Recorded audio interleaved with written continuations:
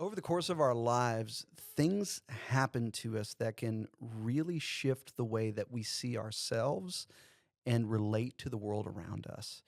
If we're not careful, they can end up driving us and we can live out of this wounded identity. We'll talk about that today.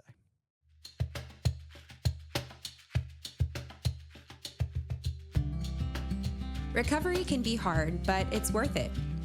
There is hope knowing we can find healing one step at a time with Jesus and healthy community.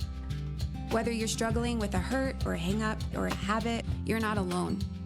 During this podcast, we share real stories, practical tools, and powerful truths that inspire you to keep moving forward. No matter where you are on your journey, there's hope ahead.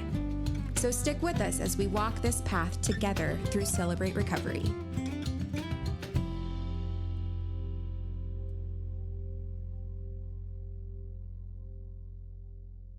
Well, hey, y'all, welcome back to Hope in Recovery, a Fellowship Celebrate Recovery podcast where we talk life change stories and recovery conversations to help keep us moving further and further down our road to healing and hope as we walk in relationship with God and others in this journey that we call recovery. Super glad to be here with y'all and for our conversation today. And as always, if you're getting something out of this, please, drop a comment, like, subscribe, follow, whatever it is on whatever platform you're listening on. It really helps to get the message out today for this healing process of recovery. Super excited for our conversation today. Let me introduce myself. I'm a grateful believer in Jesus, struggle with anxiety and depression, sexual addiction, and grief, and my name is Andy. And I get the privilege of being able to help serve on our staff team with Celebrate Recovery here at Fellowship Bible Church. And today I'm super excited because we've got somebody here with me that you guys know and love. Go ahead and introduce yourself, man. Yeah. Hey, guys. I'm a grateful believer in Jesus Christ. Struggle with drugs and alcohol, perfectionism. My name is Rodney. Good to be here. Hey, man. Good to have you back, man. I feel like we're actually like doing the podcast as it should be. Your voice is just, I don't know. It just feels like home, man. Yeah, you do a great job, man. Well, I appreciate it. Well, I'm super glad for our conversation today. I think it was, I don't know, it feels like a month ago, but it was probably just a couple weeks ago, which is probably like a month. Yeah. But we were hanging out at a retreat, and you were, talking to a group of men about the importance of understanding ways that our identity can get wounded in life and some of the dangers and pitfalls of it. And as I was sitting there listening to you, I know it was hitting my heart, but I thought, man, what a great conversation to bring to our forever family here. And so, the whole conversation was around the dangers of a wounded identity. But man, I wanted to ask you, when we talk about our identity, how would you define that? Yeah, I think it's important, as a believer, the enemy cannot change our identity. He has the inability to create anything. He just tries to hijack what God has created, and that includes our identity. So in Christ, we are sons and daughters of the Almighty God, and we can't ever forget that. That's important as our foundation. But in a broken world, we're going to have events, hurts, circumstances, relationships, whatever, that can wound that identity. And it's not the danger is not a wounded identity. The danger is unaddressed wounded identity. Yeah. And so in that, if in Christ I know my identity is I'm a beloved son, I'm a beloved daughter, whatever that is, I'm valued, I'm loved, I'm cherished, valued. In my woundedness, the enemy can start hijacking that identity through our woundedness and distorting how we see ourselves, how we walk in this life. So I'm too much, I'm not enough, I'm unlovable. Whatever the woundedness is tied to the wound, it's it's giving us a story Mm. about ourself that is not lining up with who Christ is. And so we can shame that and say, man, you know better. You're a child of God. Why are you thinking that? But I think if I'm wounded, it's not I'm not thinking my way into that. In my woundedness, I'm responding out of that. And so it's Yeah. trying to create space to understand the enemy has been a part of this in a broken world. We still live in a broken world, even as believers. Yeah. But in that woundedness, our identity is wounded. Yeah. Yeah. That's good. What it reminds me as you're talking about it, we talk about that cycle of hurts and hangups and habits, and like the wounds that we encounter in this life. It's impossible to avoid hurt. And so I loved, and I appreciate your clarification there. It's the danger is not having our identity wounded. I think it's probably safe to say at some point we all have that. Right. But it's allowing ourselves to be driven and It's what we do with it.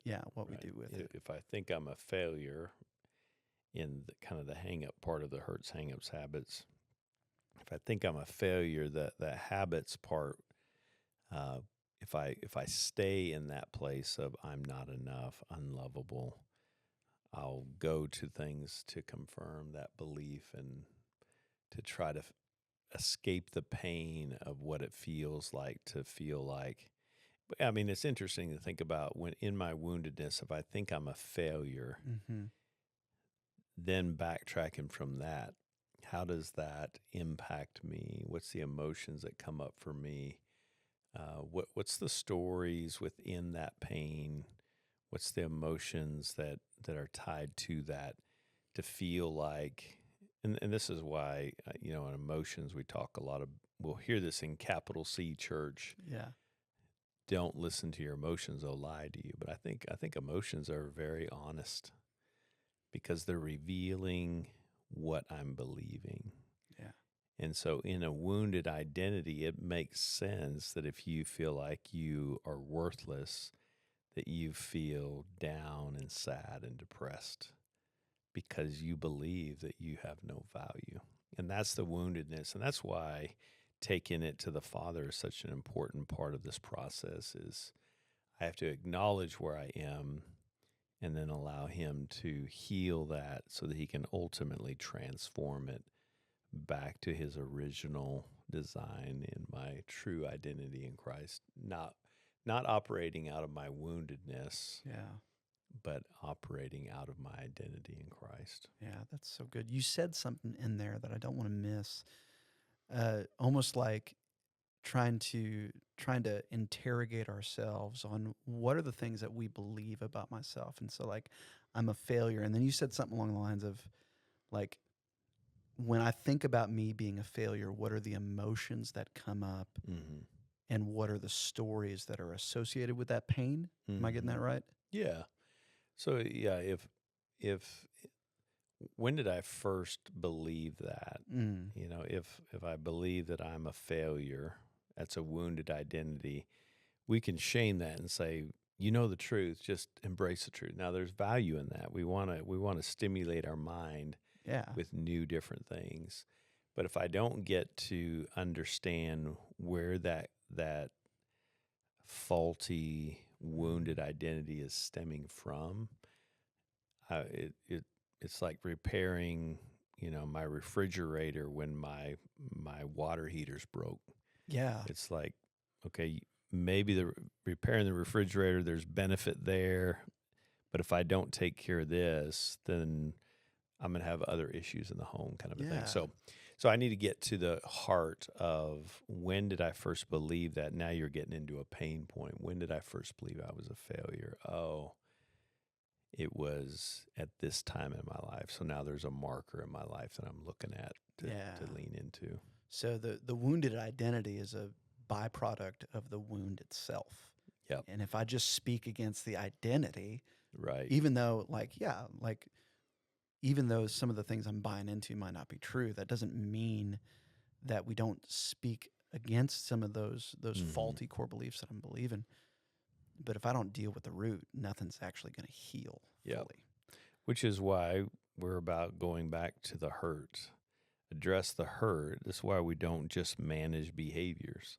Yeah. We're not a behavioral management program. Yeah. Does it manage behaviors? Yes. But it's out of the overflow of addressing a wound. Yeah. And so if I can address a wound, it slowly changes the belief system, slowly changes the behavior system, changes the way I interact with the world, changes the way I interact with God, changes the way I'm interacting with myself. When I look in the mirror, what do I see? Do I see a child of God or do I see a failure? Mm. If I look in the mirror in my wounded identity, unaddressed hurt, then in that wounded identity, it doesn't just affect me. Now it affects my kids. It affects my wife. It affects those that I'm partnering with in ministry, leadership. It's a question that I ask people a lot is, if you stay in that wounded identity, what's the cost of that? To you? What's the cost to your family? The closest relationships tend to suffer from that. So yeah, we're pointing people back to the wound so that we can address the wounded identity and giving ourselves some kindness and compassion, grace, and saying, hey, there's good reasons why you see yourself as a failure. My temptation to myself or to others I care about is, that's not who you are. Just stop it. Now that's true, but if it's not lined up correctly to address the wound, it's the equivalent of saying, you're not bleeding. Just stop bleeding. You're not bleeding. It's like, but I am bleeding. Yeah, that's so good. What's coming to mind as you're saying that is like essentially me saying to myself, like, stop believing that is me under my own strength trying to stop the bleeding. Yeah. But like my medical skills are not enough to deal with that. And if I try to do it under my own strength, you had this cool kind of continuum that you talked about of avoidance and indulgence versus actually allowing the physician into it. Well, I think it's important to say this too, that if people, it's good to have healthy coping strategies. You know, the scriptures say to take my thoughts captive. But to take my thoughts captive is not just thinking my way out of that. And so just stop. You know, it's almost like I'm shaming. I can't believe if a little kid walks up and says, hey, if my grandson says, Papa, I'm stupid. I could shame that little boy, my grandson, and say, stop talking that way. That's not who you are. Don't ever say that again. Maybe that would scare him into never saying it again. But a more curious posture is almost like, and to ourselves, it's almost like propping that little kid up in my lap and saying, hey, buddy, tell me where that's coming from. That's not who you are. So we got to take that captive. So let's try to put this on the side. But let's understand why you're thinking that. So it is good to have coping strategies that can keep me just in the same thing as if someone's viewing pornography, or it's good to put up guardrails. Yeah. It's like, hey, don't go to that neighborhood. It's like if you see someone walking by that you're lusting after, bounce your eyes and go to something else. That's okay if you find yourself going down a pit, but let's understand that problem is not the problem. Let's get to the root of that, right? And so, but to your point, so those two ditches is avoidance, right? So I can avoid it. And in this posture, my heart is, I can't talk about that. I can't think about that. I can't talk about it. I can't be there. So I need to avoid at all costs. The problem is when we avoid, we usually end up in this other ditch over here of indulgence. Yeah. I can't feel this. So it's thinking, feeling. So we avoid it or we indulge. And usually people, especially in addictions, will bounce back and forth. Avoidance or indulgence. And we're trying to find a medium there of, hey, the behavior's a behavior. It's causing havoc in your life. Let's talk about why. how you got here and why you stay here. Mm. And is the wounded identity, another way of saying it is we will look at our present through the lens of yesterday. Dude, that's so good. And we're trying to address the woundedness that first marked me and wounded me in my identity so that it doesn't distort my present anymore, which is distorting how I see myself in the mirror, which affects how I interact with you. If I think I'm a failure, it changes the way I have community with you.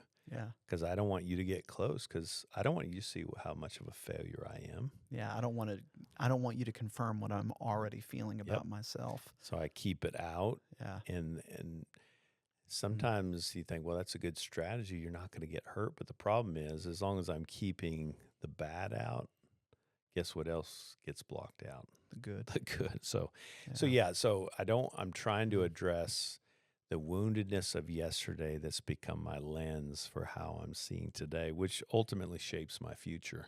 Yeah. Now I'm stuck. I'm stuck in yesterday from that little boy or teenager or whatever that first experienced the woundedness in my identity, which creates and organizes everything else of my life. Oh man, dude, this is so stinking good. We gotta pause for a break real quick, but I want to come back on that line of thinking here in just a second. Great. All right. Hey friends, you might be wondering if Celebrate Recovery is for me. One of the things that is pretty common to think is that Celebrate Recovery must only be for people who struggle with drugs or alcohol. But that couldn't be further from the truth. In fact, out of all the people who attend Celebrate Recovery around the world, over 2/3 of them come in for an issue other than drugs or alcohol. Some of the reasons someone might attend Celebrate Recovery are for codependency, anger issues, sexual addiction, being an adult child of family dysfunction, eating disorders, struggling with effects of abuse, or maybe mental health issues. And that's just to name a few. We truly believe that everyone can benefit from Celebrate Recovery. If there's an issue in your life that's holding you back or causing you pain, Celebrate Recovery is for you. Every Friday night, we have Celebrate Recovery meetings at Fellowship Fayetteville and Fellowship Rogers. 6 o'clock, we have a great meal and a time of connection with other brothers and sisters in recovery. And then we have our large group meeting at 7, followed by our open share groups at 8. It's the same schedule on both campuses, different teachers, different worship teams, but the same great experience. And we would love for you to join us this Friday night. It is never too late to start or start over again. For more information, check us out at fellowshipcr.org. Well, we're back.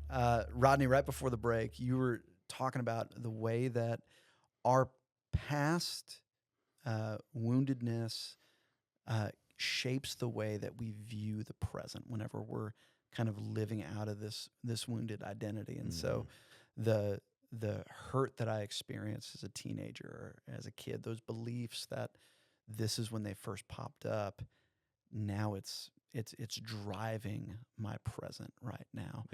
Yeah. I know for me, one of the things that I had to come to realize is that I had these beliefs, but I didn't even realize that they were there. What are some things that might pop up in people's lives that may be evidence of like, man, there might be some woundedness that you're living out of? Yeah. I mean, I think there's a lot of things that could come up, but I think the overreacting can be one. Yeah. Avoidance. Like avoidance of conflict and people and relationships. Avoidance. Yeah.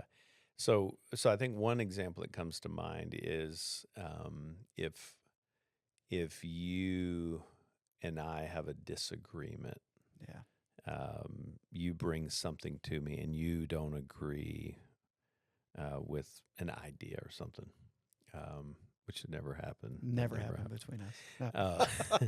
No. But in that, the disagreement is it's bumping into my woundedness, my wounded identity. Because in my wounded identity, unresolved hurt, ultimately, my wounded identity is saying, here's one more example that confirms you really are an idiot. You really are stupid. You really don't have any value. So anything that can become a threat to that Yeah. in woundedness just spins me out. So I might overreact, or I might avoid getting any feedback from you, Yeah. and I avoid community interaction with you. So I think we're trying to understand that my wounded identity is it's distorting my present. So now I don't see you as a brother giving and offering constructive feedback. Yeah. I am looking through the lens of yesterday, of that little boy or teenager, or even the younger version of myself from 2 years ago, whatever. Yeah. I'm looking at you through that lens and saying, oh, you're saying you don't like the idea, but really what you're saying is, I don't know what I'm talking about anything. I have no Yeah. value. I'm stupid. I'm unlovable, whatever the thing is. And now I can't receive from you, Yeah. which can also be on positive things, right? You'll see that sometimes. I know that was a battle for me early in my life, where if someone tried to show me affection or give me healthy, positive feedback, Yeah. I couldn't take it in, because the lens of yesterday was determining how I would translate it and going, you're just saying that because you have to. Yeah. And so I would stiff arm you. You go, yeah. Or I would minimize it, and it's like, oh, no, I'm stupid. If you only knew how terrible I am. And, I deflect. And it's like, oh, man, I can't get to Rodney's heart. Yeah. Which I did that a lot. I mean, I couldn't trust that, because the lens of yesterday said, you can't trust people. Even if it feels like they're good, there's going to be a catch, Rodney. Yeah. They're going to get you and pull you in, and they're going to crush you. Don't do it. So deflect. So sometimes it's not just the negative, or perceived negative. It can be positive too. Well, and what's so interesting too is even like, and I didn't realize you read my journal before we did this podcast, but but like as you're talking, it's like, man, yeah, those are patterns I've seen in my life too. And what's interesting is that narrative that we have bought into, that I've bought into, can be so strong that it even keeps me from receiving the things that I want most. Mm-hmm. Like, the feedback thing. It's like desiring people to speak into my life, but being so scared that they're going to see something that I see in myself that I don't like. Yeah. And so even though I would love to feel connected and to try and bounce something on, I'm afraid if I just throw something out there, it's going to be so dumb that I'm going to get just confirmed that it wasn't even worth asking the question in the first place. Yeah. And the feedback aspect too, it's like, oh, well, what you're seeing in me, it's just an anomaly. Yeah. This was just a fluke. And so like, don't even waste your breath. It's interesting, in counseling training, but it's interesting the parallels in recovery that I've learned. But in counseling, as I go in, what I've learned in training is I'm going into any interaction with someone. If you're sitting in that chair, I'm looking through the lens of attachment. Yeah. And I'm looking at trying to understand, what are your protections? Yeah. Right? Do you get defensive and big and loud? Do you shut down in shame? It's a protection. What's underneath the protection is a threat. Ooh. What's the threat underneath Andy's heart, underneath Andy's protection that feels dangerous to him? Yeah. So if I can understand why the protection's there and what's the threat he's holding on to or he perceives, people will hurt me. Yeah. People have already hurt me. So if I don't get big and loud, nobody's going to listen to me. They're not going to respect me. Or if I don't shut down and go away, they're going to tear me up, right? Ultimately, underneath both the protection and the threat is a longing. And that's what we're trying to get to in Celebrate Recovery, is a longing to know through a new corrective emotional experience, through these new relational events in our life, of what it's like to sit in the presence of a loving, safe father that says, hey, just like that little kid, come on up here in my lap. What happened? I see you're overreacting. I see you're doing things as a protection because you feel like there's a threat, don't you? But what do you really want? I just want to be loved, Lord. I just want someone to sit with me and cherish me in spite of performance, that my identity is not based on performance. It's based on who I am and because of what you've done on the cross.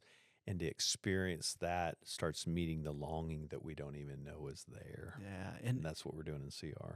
Well, and what's so cool, even just, it's kind of clicking a little bit for me in this conversation too. It's something I feel like I've heard before, but the way you just said it is like, yes, getting big and loud and defensive and digging my heels in. There's a protection because there's a threat and there's a longing in there. But mentioning shame, shutting down in my shame can actually be and often is a protection mechanism that I have. Yeah. Because, man, like man, of course they felt like this. Like I'm garbage. They're seeing that. And so if I can shut down in shame, then they'll stop pushing in there.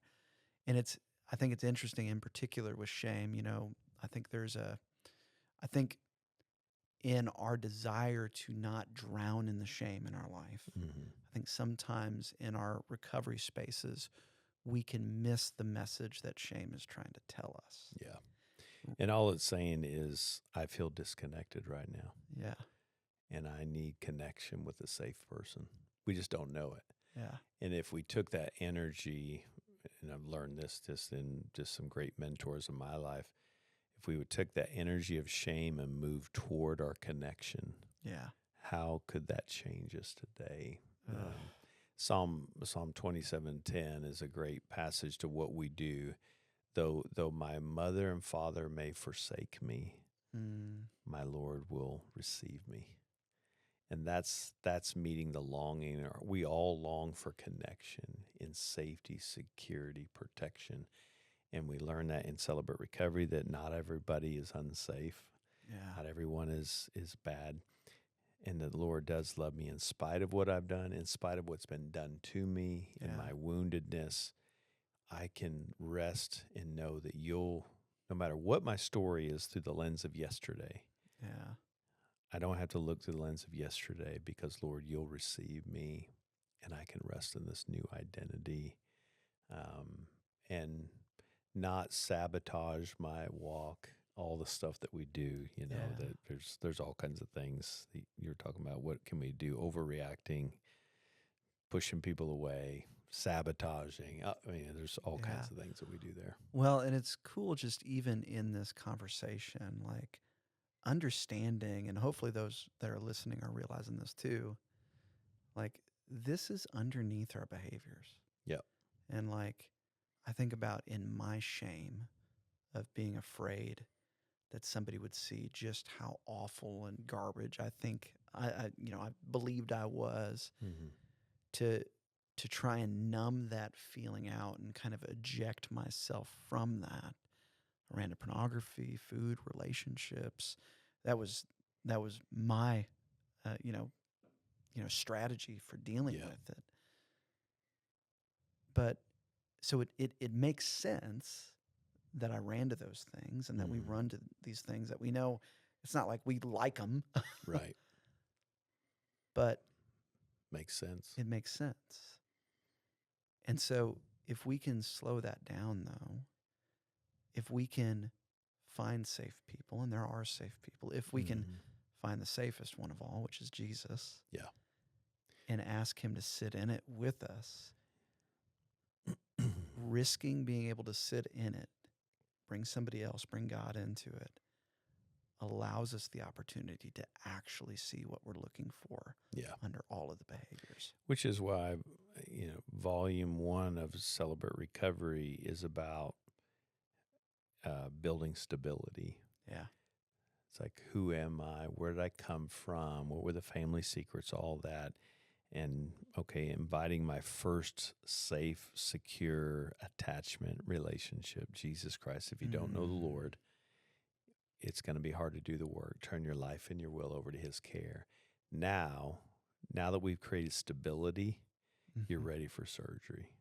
Now let's go deal with yesterday's woundedness, or wounds that created this wounded identity. That's the inventory, which then let's repair the relationships of things you've done in your wounded identity, the relationships that wounded you, that were maybe a part of wounding your identity, so that you can ultimately let that go and start the process of volume 4 of inviting new, different, healthy relationships, that God's not going to waste this wounded identity. He's going to take this new identity and push me forward to help face this with other people that are walking through that door with a wounded identity. Pretty cool. Man, I don't know if I've ever heard you explain the process of CR like that. Yeah, well, it's the first time I've ever said it, I think. I just came Yeah, that's beautiful. Stability that helps us to go into surgery so that we can repair and then actually allow God to use us and actually start living in freedom. Yep. Golly, man, it's amazing that underneath the behaviors that have been causing chaos in our life, if we allow God and others into that space, it gives us the opportunity to find the life we've always been looking for. Yep. That's great. Man, Love it. Love it, man. Well, Rodney, dude, this has been awesome, man. Yeah, thanks for having me back. Absolutely, dude. Man, hey, if somebody's listening to this and they're struggling, man, what would you tell them? Yeah, it's the same message we say around here a lot. It makes sense if you have a wounded identity, don't shame it. Show yourself kindness. Romans 2 says that it's God's kindness that leads to repentance. You could say healing, growth, change.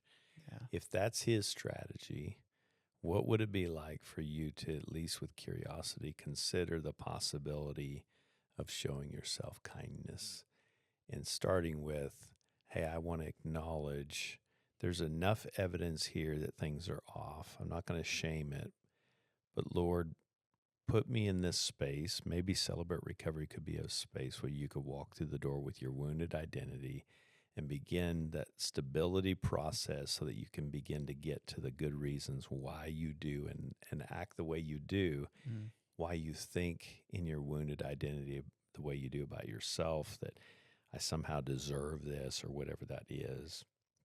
Maybe you have a story where a mother or father have forsaken you. Just hold on to that Psalm 27:10 that the Lord will receive you. And this is a beautiful space to be received by fellow strugglers with struggling well with their own wounded identity. And you don't have to face this alone. So come check it out. No commitment. Just come see what it's about. And maybe you'll be surprised. I love that. Well, Rodney, thanks for being here with us today. And thanks to you all for listening. And as Rodney was saying, if you're looking for a safe place where you can find a bunch of other wounded people that are trying to bring God and others into their spaces so we can walk in healing and hope, Celebrate Recovery every single Friday night at Fellowship Rogers and Fellowship Fayetteville, 7 p.m. is when our service starts. We would love to see you there. Thanks for listening today, and we'll see you next time.